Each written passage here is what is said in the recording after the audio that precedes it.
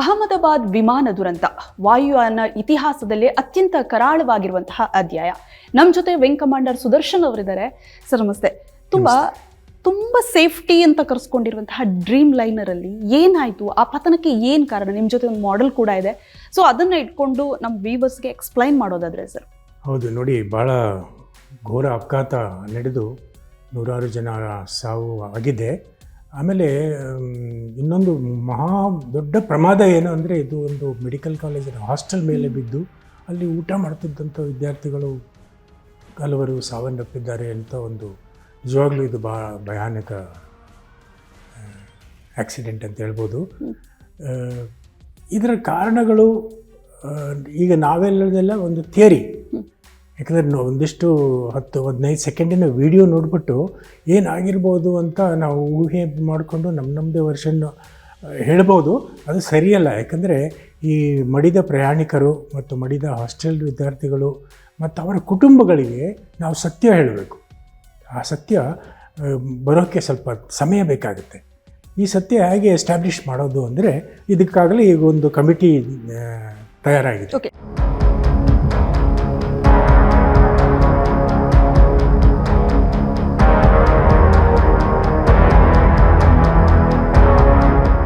Sir, ಆರಂಭದಲ್ಲಿ ಹೇಗಾಯ್ತು ಅಂತ ಅದನ್ನ ಇಟ್ಕೊಂಡು ಎಕ್ಸ್ಪ್ಲೈನ್ ಮಾಡೋದಾದ್ರೆ ನಿಮ್ಮ ಜೊತೆ ನೋಡಿ, ನಾವು ನೋಡಿದ ವಿಡಿಯೋ ಪ್ರಕಾರ ಇದು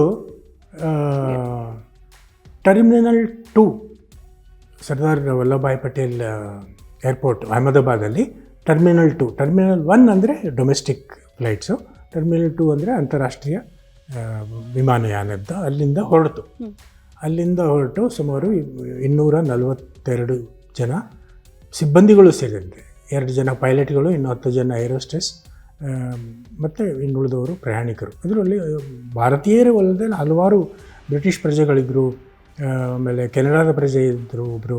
ಸೊ ಈ ಥರ ಎಲ್ಲ it is an international flight. So ಎಲ್ಲ ಥರದ ಜನಗಳು ಇರುತ್ತೆ. ಇದು ಹೊರಟು ಅಹಮದಾಬಾದಲ್ಲಿ 2 ರನ್ವೇ, ಒಂದು ಎಂಡ್ ಈಸ್ ಫೇಸಿಂಗ್ ಈಸ್ಟ್, ಅದು 05 ಅಂತ ಹೇಳ್ತೀವಿ. 05 ಅಂದರೆ ಒಂದಿಷ್ಟು ಈಶಾನ್ಯ, ಬಿಟ್ವೀನ್ ನಾರ್ತ್ ಆ್ಯಂಡ್ ಈಸ್ಟ್, ಈಶಾನ್ಯ ದಿಕ್ಕಿಗೆ ಒಂದು ರನ್ವೇ ಹೋಗುತ್ತೆ.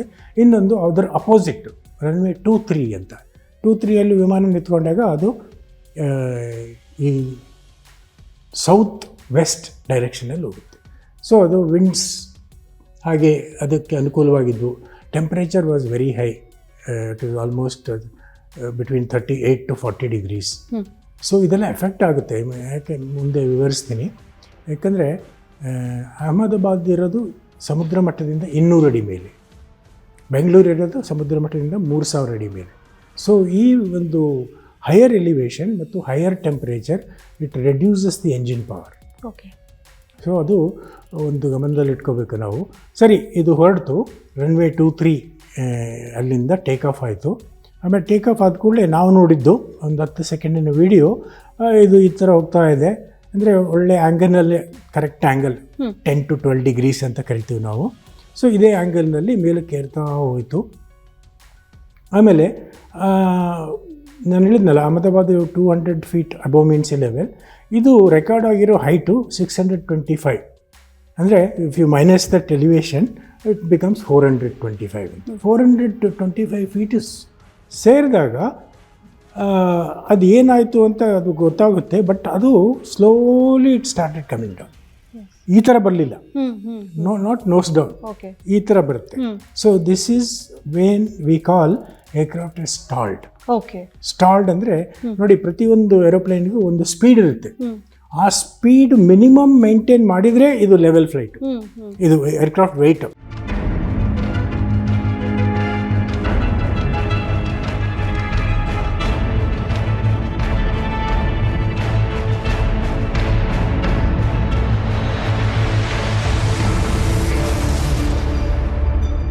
ಅಂದ್ರೆ ಪೈಲಟ್ ಕಂಟ್ರೋಲ್ ಕಂಪ್ಲೀಟ್ ಆಗಿ ಆಗಲೇ ತಪ್ಪು ಹೋಗಿದೆ ಅಂತ ಗೊತ್ತಿಲ್ಲ. ಪೈಲಟ್ ಕಂಟ್ರೋಲ್ ಇದ್ರೂ ಆ ಏರೋಪ್ಲೇನಿನ ಒಂದು ಸಾಮರ್ಥ್ಯ ಏನಿದೆ ಅದು ಕಳ್ಕೊಂಡ್ಬಿಡ್ತು. That flight capacity to keep flying, it is lost. ಅಂದ್ರೆ ಏನದು ಎಂಜಿನ್ ಕಂಪ್ಲೀಟ್ಲಿ ಗೊತ್ತಾಗುತ್ತೆ. ಈಗ ನಾವು ಬ್ಲ್ಯಾಕ್ ಬಾಕ್ಸ್ ಮತ್ತೆ ಕಾಕ್ಪಿಟ್ ವಾಯ್ಸ್ ರೆಕಾರ್ಡರ್ ತಂದಾಗ ಗೊತ್ತಾಗುತ್ತೆ. ಸೊ ಇದಕ್ಕೆ ಹಲವಾರು ಥಿಯರಿಗಳು ಬರ್ಬೋದು. ಯಾಕಂದ್ರೆ ನಾನು ನೋಡಿದಾಗೆ ನಾವೇನು ಮಾಡ್ತೀವಿ ಅಂದರೆ ಈಗ ಇಲ್ಲಿಂದ ಟೇಕ್ ಆಫ್ ಆಗ್ತೀವಿ. Hmm first action pilot flying and pilot monitoring. ಅದು ಯಾರಾದರೂ ಆಗಿರ್ಬೋದು, not necessary captain always flies the aeroplane. It is co pilot also flies one sector, captain says okay I will fly this sector. ಆ ಥರ ಒಬ್ಬರು pilot flying ಇರ್ತಾರೆ, ಒಬ್ಬರು pilot monitoring ಇರ್ತಾರೆ. So that pilot flying ನೆಲ ಬಿಟ್ಟ ಕೂಡಲೇ 60 ಅಡಿ 70 ಅಡಿನಲ್ಲಿ he will check aeroplane is flying. ಅದು ಇದು ತೋರಿಸುತ್ತೆ, ಇನ್ಸ್ಟ್ರೂಮೆಂಟ್ ತೋರಿಸುತ್ತೆ, ವರ್ಟಿಕಲ್ ಸ್ಪೀಡ್ ಇಂಡಿಕೇಟರ್ ತೋರಿಸುತ್ತೆ. ಸೊ ಪೈಲಟ್ ಮಾನಿಟರಿಂಗ್ ಹೇಳ್ತಾರೆ ಅಂದರೆ ಕೋ ಪೈಲಟ್ ಅಂತಲೇ ಹೇಳೋಣ. Co pilot will say positive rate of climb, ಅಂದರೆ we are really climbing. Positive rate of climb ಅಂದ ಕೂಡಲೇ ಕ್ಯಾಪ್ಟನ್ ವಿಲ್ ಚೆಕ್, ಈ ವಿಲ್ ಕಾಲ್ ಔಟ್ ಚೆಕ್, ಅವನು ಚೆಕ್ ಮಾಡ್ತಾರೆ. Then you will say gear up. Gear ಅಥವಾ undercarriage ಅಂದರೆ wheels, ಕೂಡಲೇ ಹೋಗ್ಬಿಡುತ್ತೆ. By 100 feet the aeroplane gear is suppose to go up. It's all types of aeroplane. This is what I flew Airbus 320. This is not the correct model, but I'm just demonstrating as an example.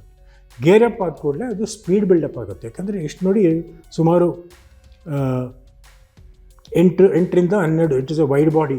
So ಬಹುಶಃ 12ಕ್ಕಿಂತ ಜಾಸ್ತಿ ಗಾಲಿಗಳಿರ್ತವೆ. ಆ ಗಾಲಿಗಳು ಹಿಂಗೆ extend ಆದಾಗ drag ಅಂತ ಏನು ಹೇಳ್ತೀವಿ, it is very tremendous. ಅದು ಹೋದ ಕೂಡಲೇ ಒಳಗೆ ಹೋದ ಕೂಡಲೇ ಹೊಟ್ಟೆ ಒಳಗೆ ಹೋಗ್ಬಿಡುತ್ತೆ, ರೆಕ್ಕೆ ಒಳಗೆ. ಅದು ಹೋದ ಕೂಡಲೇ the speed will build up. Okay. ಆವಾಗ ಇನ್ನೊಂದು ಸ್ಪೀಡ್ ಬರುತ್ತೆ, ಆವಾಗ ಫ್ಲಾಪ್ಸ್ ಅಪ್ ಅಂತ ಹೇಳ್ತೀವಿ. ಫ್ಲಾಪ್ಸ್ ಅಂದರೆ ನೋಡಿ ಇಲ್ಲಿ ಇರ್ತಾವಲ್ಲ, ಇದು they are called lift augmentation device. ಅಂದರೆ ಇದು ಲಿಫ್ಟನ್ನ ಇನ್ಕ್ರೀಸ್ ಮಾಡುತ್ತೆ, okay, flops. But we don't require this flops once we reach one altitude. ಯಾಕಂದರೆ ಇದು ಡ್ರ್ಯಾಗು ಬರುತ್ತೆ, ಲಿಫ್ಟು ಬರುತ್ತೆ, ಡ್ರ್ಯಾಗು ಇರುತ್ತೆ. So now at that speed he will say flaps up. So flaps is very much required for takeoff and landing. The settings are different, 1 2 3 4 ಅಂತ ಇರುತ್ತೆ. So takeoffಗೆ normally 1 or 2 depending on the length of the runway. Short runway ಅಂದರೆ we will use flaps 2 and full power ಆ ಥರ. So these flaps will go up. ಅವು ಕೆಳಗಿರ್ತವೆ ಹಿಂಗೆ, then they will straighten out. ಆವಾಗ ಇನ್ನೂ speed develop ಆಗುತ್ತೆ. Then the aeroplane would have ideally reach 1500 feet. ಅದು ಹಾಗಾಗಲಿಲ್ಲ. Okay sir, ಈಗ ಪ್ರಾಥಮಿಕ ತನಿಖೆಯಿಂದ ಗೊತ್ತಾಗ್ತಾ ಇರುವಂಥದ್ದು ಟೇಕ್ ಆಫ್ ಆಗುವ ಸಂದರ್ಭದಲ್ಲಿ ಏನು ಸಮಸ್ಯೆ ಆಗಿಲ್ಲ, ಅದಾದ ಬಳಿಕ 30 seconds ಅಲ್ಲಿ ಸಮಸ್ಯೆ ಆಗಿರುವಂಥದ್ದು. ಸೊ ಏನಾಗಿರ್ಬೋದು ರೀಸನ್? ತಾವು ಕೂಡ ಎಕ್ಸ್ಪೀರಿಯನ್ಸ್ಡ್ ಆಗಿದ್ದೀರಾ. ನಾನು I have done more than 500 landings in Ahmedabad. Okay okay, that airport is notorious for bird activity. ಯಾಕಂದರೆ ಈ ರನ್ವೇ 2 3 ಇಂದ ಏನು ಟೇಕ್ ಆಫ್ ಆಯಿತು, ಅದರ ಎಡಭಾಗಕ್ಕೆ ದೊಡ್ಡ ಸ್ಲಮ್ ಇದೆ, ದೊಡ್ಡ slum area and lot of bird activity. So ಪ್ರತಿ ಸಲ ನಾನು ಲ್ಯಾಂಡ್ ಮಾಡಿದಾಗ ಅಥವಾ ಟೇಕ್ ಆಫ್ ಮಾಡಿದಾಗ ಒಂದು ನಿಟ್ಟುಸಿರು ಬಿಡುತ್ತೆ, ಸದ್ಯ ಈ ಸರಿ ಏನೂ ಆಗಲಿಲ್ಲ, ಅಷ್ಟೊಂದು ಬರ್ಡ್ಸ್ಗಳು. Because so much of this thing. Unfortunately ಇದ್ರ ಬಗ್ಗೆ ನಾವು ಗಮನ ಕೊಡಲ್ಲ. ಇದರ some very dangerous airports in India. Ahmedabad is one of them. So first theory bird hit ಆಗಿರ್ಬೋದು. ಬರ್ಡ್ ಹಿಟ್ ಆದರೆ ಒಂದು ಎಲ್ಲೋ ಕಡೆ ಇದಾಗಿರುತ್ತೆ, ಡ್ಯಾಮೇಜ್ ಆಗಿರುತ್ತೆ, ಒಂದು ಇಂಜಿನ್ನೇ ಹೋಯ್ತು ಅಂತ ಇಟ್ಕೊಳ್ಳೋಣ. But the second engine is powerful to make the turn for emergency landing. Okay, but ಇದು 2 ಇಂಜಿನ್ಗೆ ಸ್ಟಕ್ ಆಗಿರೋದು ಬಹಳ ಅಪರೂಪ. ಆಗಿತ್ತು ಒಂದ್ಸರಿ, ಅಮೆರಿಕದಲ್ಲಿ ಒಂದ್ಸರಿ ಆಗಿತ್ತು. But fortunately that captain had such presence of mind, he landed on the river. Okay, and he saved all the passengers, saved himself. So ಇದರಲ್ಲಿ ಅವಕಾಶನೇ ಇರಲಿಲ್ಲ. ಯಾಕಂದರೆ Ahmedabad airport is in the centre of the city, ಎಲ್ಲ ಕಡೆ building ಇದೆ. So bird hit ಆಗಿರಬಹುದು, but 2 engine ಒಂದೇ ಸರಿ fail ಆಗೋದು. ಇನ್ನೊಂದು ಮಾತು ಕೇಳಿ ಬರ್ತಾ ಇದೆ, ಏನಾದರೂ ಷಡ್ಯಂತರ ಇದೆಯಾ ಇದರಲ್ಲಿ ಅಂತ. ಈವನ್ ಒಬ್ಬ MP ಕೂಡ ಮಾತಾಡಿದ್ರು, ಶಿವಸೇನೆ ಸೈಬರ್ ಅಟ್ಯಾಕ್ ಆಗಿರ್ಬೋದೇನೋ ಅಂತ, ಈ ರೀತಿಯ ಮಾತುಗಳು. ಸರ್ ನಾವೇನ್ ಹೇಳ್ತೀರಾ ಇದಕ್ಕೆ? ಷಡ್ಯಂತ್ರ ಆಗಿರ್ಬೋದು, ಅದು investigation team that will examine that also. ಈಗ ನೋಡಿ, when we saw the aircraft taking of for 10-15 seconds, there was no blast or anything. ಎಲ್ಲೂ ಹೊಗೆನೂ ಬರ್ತಿರ್ಲಿಲ್ಲ. It is just very silent engine.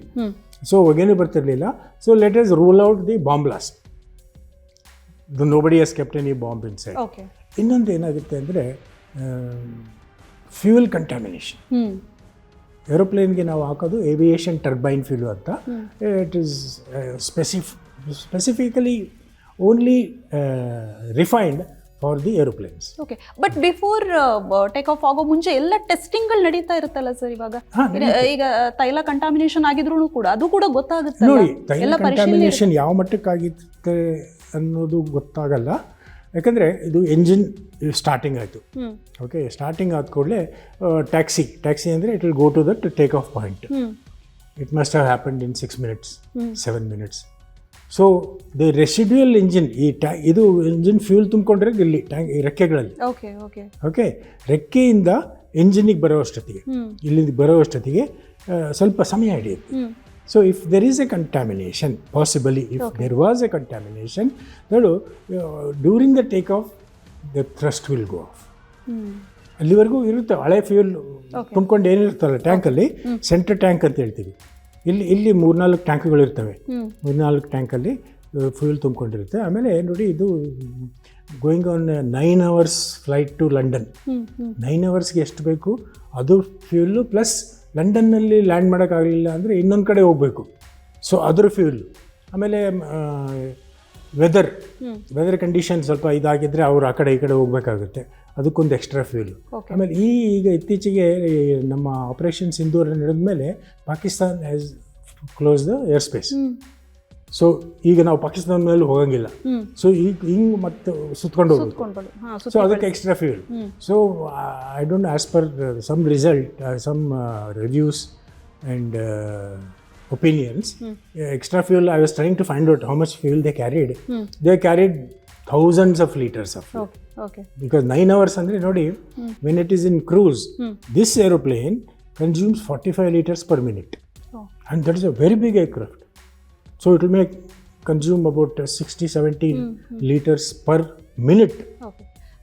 So ಅಷ್ಟೊಂದು ಫ್ಯೂಲ್ ತುಂಬಿಕೊಂಡು ಹೋಗಿರುವಾಗ ಇವರು ಫ್ಯೂಲ್ ಕಂಟಾಮಿನೇಷನ್ ಅಂದರೆ ಯಾರು ಮಾಡಿರ್ಬೋದು, ಡೋಂಟ್ ನೋ. ಓಕೆ, ಈಗ ಬ್ಲ್ಯಾಕ್ ಬಾಕ್ಸ್ ಸಿಕ್ಕಾಗ ಎಕ್ಸಾಕ್ಟಾಗಿ ಏನಾಗಿತ್ತು ದುರಂತದ ಸಂದರ್ಭದಲ್ಲಿ, ಏನು ರೀಸನ್ನು, ಯಾವ ರೀತಿ ಗೊತ್ತಾಗುತ್ತೆ ಸರ್? ಏನೆಲ್ಲ ಸಾಕ್ಷಿಗಳನ್ನ ಅದು ಒದಗಿಸುತ್ತೆ? ಈಗ ಆಲ್ರೆಡಿ ಒಂದನ್ನು ರಿಕವರಿ ಮಾಡ್ಕೊಂಡಿದ್ದಾರೆ, ಸೊ ಹೇಗದು ಮೇನ್ ಕ್ಲೂ ಕೊಡುತ್ತೆ ಅಂತ? ಇದರಲ್ಲಿ 2 ಮಾಹಿತಿ ಸಂಗ್ರಹ ಮಾಡೋಕ್ಕೆ 2 ಇನ್ಸ್ಟ್ರೂಮೆಂಟ್ಗಳಿದೆ. Not instrument, one is black box. ಅಂದರೆ it is not black in colour, it is orange in colour. ಯಾಕಂದರೆ orange can be seen through mist, through water. ಅದಕ್ಕೆ it is specially designed, and it is also design to withstand 1000 degrees centigrade. ಈಗ ಎಷ್ಟೇ aircraft ಹುರ್ಕೊಂಡು ಹೋದ್ರು black box is safe. ಆಮೇಲೆ ಎಷ್ಟೇ ಜೋರಾಗಿ ಅಪ್ಪಳಿಸಿದ್ರು black box is safe. ಅದು ಸಿಕ್ಕಿದೆ ಅಂತ ಹೇಳ್ತಾರೆ. I don't know, I am not confirming that. ಇನ್ನೊಂದು ಕಾಕ್ಪಿಟ್ ವಾಯ್ಸ್ ರೆಕಾರ್ಡರ್, ಅಂದರೆ ವಾಟ್ ಈಸ್ ಹ್ಯಾಪನ್ ವಾಟ್ ಏನು ಮಾತುಕತೆ ಆಯಿತು ಇಬ್ಬರು ಪೈಲಟ್ಗಳ ನಡುವೆ, ಅದು ಒಂದು.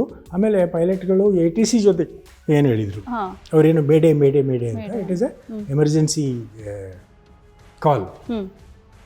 ನಾರ್ಮಲಿ ಮೇಡೆ ಅಂತ ಯಾವುದೋ ಒಂದು ಏರೋಪ್ಲೇನು ಫ್ಲೈ ಮಾಡ್ತಿದ್ದು ಕೊಟ್ಟರೆ, first thing is all other aircraft will keep quiet. They will not talk because this aircraft is in dire emergency. So only the talk is between ATC and the pilot, and that to they will give the pilot to time to say what next. So everybody ನಿಶಬ್ದ, ಆಕಾಶದಲ್ಲಿ ಎಲ್ಲ ನಿಶಬ್ದ ಆಗಿಬಿಡುತ್ತೆ. So but ಇದು ಎಷ್ಟು ಕೆಳಗೆ ಇತ್ತು ಅಂದರೆ, ಮೇಡೆ ಅಂದರೆ ಯಾರೂ ಏನು ಹೆಲ್ಪ್ ಮಾಡೋಕ್ಕಾಗಲಿಲ್ಲ. Within seconds it went and hit the ground. Okay sir, ಇನ್ನೊಂದು ಇನ್ಶೂರೆನ್ಸ್ ಕ್ಲೈಮ್ ಬಗ್ಗೆ ಹೇಗಾಗುತ್ತೆ ಈ ಪ್ರಕ್ರಿಯೆ? ಆ್ಯಂಡ್ ಅತಿ ದೊಡ್ಡ ಇನ್ಶೂರೆನ್ಸ್ ಕ್ಲೈಮ್ ಇದಕ್ಕೆ ಆಗ್ಬೋದು ಅಂತ ಮಾತುಗಳು ಕೇಳಿ ಬರ್ತಾರೆ. ಈಗ ನೋಡಿ, ಇದು ಈ ಏರ್ಲೈನ್ ಇರೋದು ಟಾಟಾ ಅವರ ಸಂಸ್ಥಾನದ ಒಡೆತನದಲ್ಲಿ. ಟಾಟಾ ಅವರು ಈಗಾಗಲೇ ಘೋಷಣೆ ಮಾಡಿದ್ದಾರೆ, ಪ್ರತಿಯೊಬ್ಬ ಪ್ರಯಾಣಿಕರಿಗೆ 1 ಕೋಟಿ ಕೊಡ್ತೀವಿ. ಆಮೇಲೆ ಈ ಟ್ರೀಟ್ಮೆಂಟ್ ಏನು ಹಾಸ್ಪಿಟಲಲ್ಲಿ ಅಡ್ಮಿಟ್ ಆಗಿದ್ದಾರೆ ಅವ್ರದ್ದೆಲ್ಲ ನಾವು ಅವರ ವೆಚ್ಚವನ್ನು ನಾವು ಭರಿಸ್ತೀವಿ ಅಂತ ಹೇಳಿದ್ದಾರೆ. ಇನ್ನೊಂದು ಬೋಯಿಂಗ್ ಕಂಪನಿ ಏರೋಪ್ಲೇನ್ ಇದು, ಬೋಯಿಂಗ್ 787-8 ಅಂತ. ಸೊ ಬೋಯಿಂಗ್ ಆಲ್ಸೋ ಅವರೇನು ಅಧಿಕೃತವಾಗಿ ಏನು ಹೇಳಿಲ್ಲ, ನಾವು ಕಂಪನ್ಸೇಟ್ ಮಾಡ್ತೀವಿ ಅಂತ, ಬಟ್ ಮಾಡ್ತಾರೆ. ಇಲ್ದರೆ ಕೋಟಿಗೆ ಹೋಗ್ತಾರೆ ಜನಗಳು, because of your aeroplane my family member died ಅಂತೇಳಿ. ಆಮೇಲೆ ಈ ಲಂಡನ್ಗೆ ಹೋಗೋರು ಯಾರೂ ಬಡವರಲ್ಲ, ಶ್ರೀಮಂತರು. ಅಂದರೆ well to do and very well aware of air accidents ಆಗ್ಬೋದು. ಏರ್ಪೋರ್ಟಲ್ಲೇ ಇನ್ಶೂರೆನ್ಸ್ ಎಷ್ಟು ಕ್ಲೈಮ್ ಆಗ್ಬೋದು ಸರ್ ಇದಕ್ಕೆ? ಸೊ ದೊಡ್ಡ ಮೊತ್ತ ಆಗ್ಬೋದು ಅಂತ ಹೇಳ್ತಾ ಇದ್ದಾರೆ. ಆಗುತ್ತೆ, ಖಂಡಿತ ಆಗುತ್ತೆ. I can't give the amount of thing. But it will be well compensated. ಯಾಕಂದರೆ ಅದು ಮ್ಯಾನುಫ್ಯಾಕ್ಚರಿಂಗ್ ಕಂಪನಿಗೆ ಅವ್ರ ರೆಪ್ಯುಟೇಷನ್ ಉಳಿಸ್ಕೋಬೇಕು ಅಂದರೆ it is already lost the reputation. ಹೌದು, ಒಂದು ಆಕ್ಸಿಡೆಂಟ್ ಆಯಿತು ಅಂದರೆ the company, both manufacturing company and the airline, their reputation will be hit. So no they have to compensate. And ಇನ್ನೇನು ಮಾಡೋಕ್ಕಾಗುತ್ತೆ, ಹೋದ ಜೀವನ ಕರ್ಕೊಂಬರೋಕ್ಕಾಗುತ್ತಾ? But at least let me compensate those people ಅಂತ ಒಂದಿಷ್ಟು ಗುಡ್ ವಿಲ್ ಡೆವಲಪ್ ಮಾಡೋಕ್ಕೆ it will be definitely substantial amount. Okay sir, ಈಗ ಈ ದುರಂತದಲ್ಲಿ ಒಬ್ಬರು ಬದುಕುಳಿದಿದ್ದಾರೆ, ಮಿರಾಕಲ್ ಅದು. ಅವರು ಎಮರ್ಜೆನ್ಸಿ ಡೋರ್ ಪಕ್ಕ ಇದ್ರು ಅನ್ನುವಂಥದ್ದು. ಸೊ ಅಲ್ಲಿ ತುಂಬಾ ಎಮರ್ಜೆನ್ಸಿ ಡೋರ್ಗಳಿರುತ್ತೆ, ಆಲ್ಮೋಸ್ಟ್ 8 ಸೊ ಹೇಗಾಯ್ತು ಇದು? ತುಂಬಾ ಜನ ಕೇಳ್ತಾ ಇರುವಂಥದ್ದು, ಹಾಗಿದ್ರೆ ಎಮರ್ಜೆನ್ಸಿ ಡೋರ್ ಪಕ್ಕನೇ ಸೀಟ್ ಮಾಡಿದ್ರೆ ಬೆಟರಾ ಈ ರೀತಿ ದುರಂತ ಸಂದರ್ಭದಲ್ಲಿ ಅನ್ನುವಂತಹ ಟಾಕ್ಗಳು ಕೂಡ ಕೇಳಿ ಬರ್ತಾ ಇದೆ. ಸೊ ಏರ್ಲೈನ್ಗಳು ಏನು ಮಾಡ್ತವೆ ಅಂದರೆ they exploit this also. Emergency windows row ಏನಿರುತ್ತೆ ಅದರಲ್ಲಿ extra leg space you can extend compared to other seats. You can extend. So they will charge 1,000 rupees for that extra. That extra leg space is not for the comfort. It is for passengers to bail out, go out quickly, because the cabin crew ಗಳಿಗೆ evacuation drill ಮಾಡಿಸ್ತೀವಲ್ಲ ನಾವು, ಅವಾಗ every passenger is counted for 2 seconds. So that means if there are 240 passengers, they have to evacuate within 120 seconds. 240 into 2. Just a second only. Within 2 minutes, 3 minutes, they have to push everybody out. So their role is that, not to serve drinks and food and all. It is basic role is that in case of emergency, they have to push people out of emergency.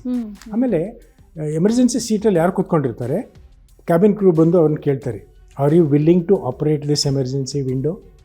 ಅಲ್ಲಿ ಮಕ್ಕಳನ್ನ ಕೂರಿಸೋಗಿಲ್ಲ, ಅಂಗವಿಕಲನ ಕೂರಿಸೋಂಗಿಲ್ಲ, ಕೆಲವು ಪೇಷಂಟ್ಗಳಿರ್ತಾರಲ್ಲ ಅವ್ರನ್ನ ಕೂರಿಸೋಂಗಿಲ್ಲ.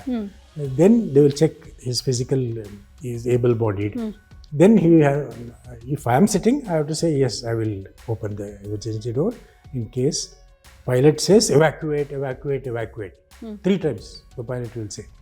Then they will show this handle, you have to move this, throw the window outside and go out. You should be the first one to go out. ಆ ಥರ ಒಂದು ಬ್ರೀಫಿಂಗ್ ಕೊಡ್ತಾರೆ ಪ್ರತಿ ಇದರಲ್ಲಿ. ಬಟ್ ನಾವು ಪ್ಯಾಸೆಂಜರ್ಗಳು ಕೆಲವು ನೋಡ್ತೀವಲ್ಲ, ಎಷ್ಟೋ ಸರಿ ನೋಡಿದ್ದೀವಿ ಅಂತ ಹೇಳ್ಬಿಟ್ಟು, but this is once in a life.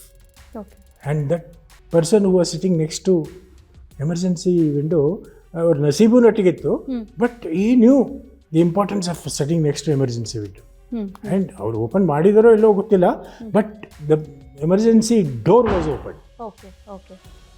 So ಅದರಿಂದಾಗಿ ಹಿ ವಾಸ್ ಏಬಲ್ ಟು, ಯಾವ ಕಂಡೀಷನಲ್ಲಿದ್ದರೆ he was may be unconscious, ಅಷ್ಟೊಂದು ಬೆಂಕಿ ಬೀಳ್ತಾ ಇದೆ, he must have just rolled out of that window and saved himself. It is really miracle. ಕೆಲವು ಸರಿ ಆಗುತ್ತೆ ಈ ಅಪಘಾತದಲ್ಲಿ. ಇನ್ನೊಂದು ಅಪಘಾತದ ಬಗ್ಗೆ ನಾನು ಓದಿದ್ದೆ, ಎಲ್ಲ ಪ್ರಯಾಣಿಕರು ಅಲ್ಲೇ ಸುಟ್ಟು ಕರಕಲಾದರೂ ಒಂದು ಚಿಕ್ಕ ಮಗು ಉಳ್ಕೊಂಡ್ಬಿಡ್ತು. ಸೊ ಆ ಥರ ಎಮರ್ಜೆನ್ಸಿ ಇದರಲ್ಲೂ ಒಂದು ಮಿರಾಕಲ್ ನಡೆಯುತ್ತೆ. ಭಗವದ್ಗೀತೆ ಉಳಿದಂಗೆ ಸುಟ್ಟು ಹೋಗಿಲ್ಲ ಅದು ಅಂತ. Okay, so thank you so much sir. So ಇದು ವಿಂಗ್ ಕಮಾಂಡರ್ ಸುದರ್ಶನ್ ಅವರ ಮಾತು. ಕ್ಯಾಮ್ರಾ ಪರ್ಸನ್ ಯಶವಂತ್ ಜೊತೆ ಪವಿತ್ರ ಕಡ್ತಲ, ಪಬ್ಲಿಕ್ ಟಿವಿ, ಬೆಂಗಳೂರು.